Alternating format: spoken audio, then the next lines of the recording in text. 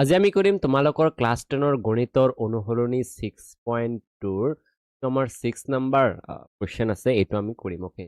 এই 6 নম্বৰটোত কি কৈছে যে চিত্ৰ 6.23 ওকে তো তোমাৰ এইটো চিত্ৰ তুমি যদি কিতাপত চোৱা চিত্ৰ 6.23 টো দিয়া আছে এইটো আমাৰ চিত্ৰ হয় তো তাত কি কৈছে যে এ বি সি বিন্দু তিনিটা ক্ৰমে যেটো আমাৰ এ বিন্দু আছে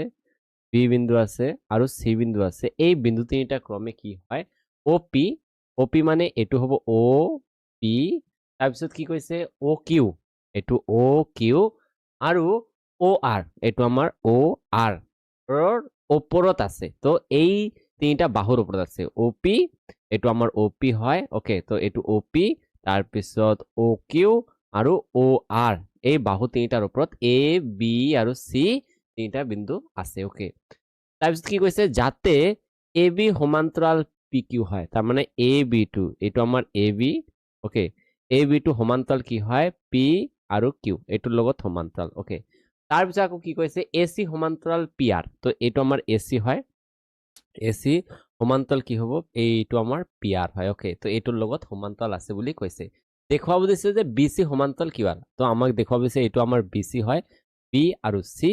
আৰু কি সমান্তৰাল কাৰ লগত সমান্তৰাল কিউ আৰ লগত এইটোৰ বাহুৰ লগত আমাৰ সমান্তৰাল বুলি দেখুৱাব লাগে তো এইটো কৰিবৰ কাৰণে তোমাৰ দুয়োটা উপপাদ্যই দৰকাৰ হ'ব তোমাৰ উপপাদ্য 6.1 দৰকাৰ হ'ব উপপাদ্য 6.2 দৰকাৰ হ'ব যে উপপাদ্য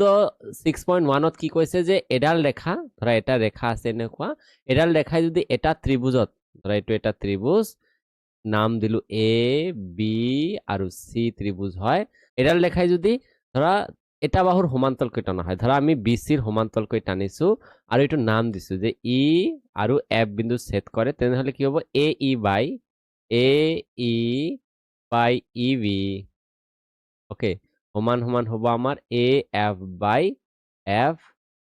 চি তো এইটো আমাৰ সূত্ৰ হয় এই সূত্ৰ আমাৰ 6.1 দিয়া আছে ওকে তো এইটো সহকাৰে প্ৰথমত আমাৰ কৰিব লাগিব তাৰ পিছত আমাৰ ব্যৱহাৰ হ'ব 6.2 ওকে তো আমি যেহেতু দিম প্ৰথমত আমি যেহেতু দিম তো যেহেতু দি কিনে তুমি কি কৰিবা ইয়াৰ পৰা যেটো আমাৰ উপপাদ্য আছে উপপাদ্যটো লিখিবা তো উপপাদ্য মানে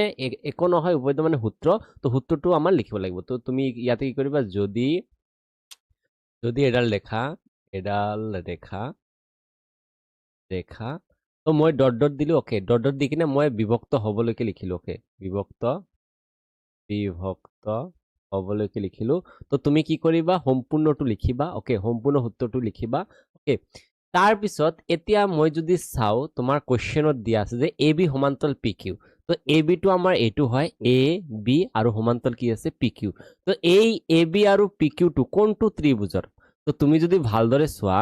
তোমাৰ ত্ৰিভুজ আছে এইটো ত্ৰিভুজ তে এ যেটো আমাৰ বি আছে আৰু পি কিউ আছে তুমি যদি ভালদৰে চোৱা আমাৰ ত্ৰিভুজটো হ'ব O P okay O P Q এইটো ত্ৰিভুজৰ ভিতৰত আছে আমি লিখিম কি যে এতেকে ত্ৰিভুজ ও পি কিউৰ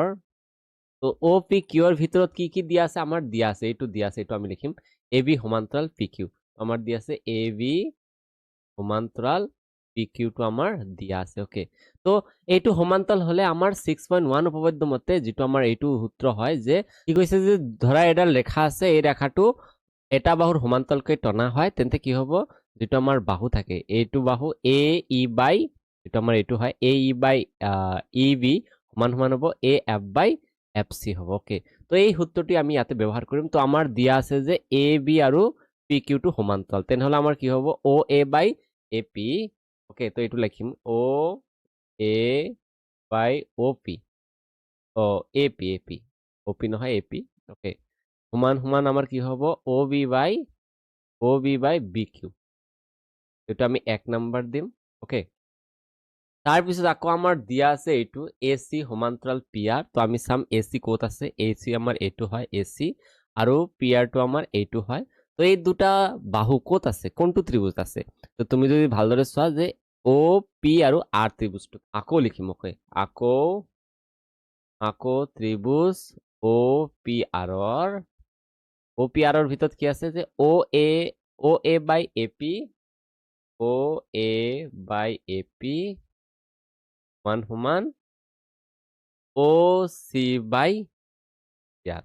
এইটো আমি 2 নাম্বাৰ দিম ওকে তো এতিয়া 1 আৰু 2ক যদি তুমি ভালদৰে চোৱা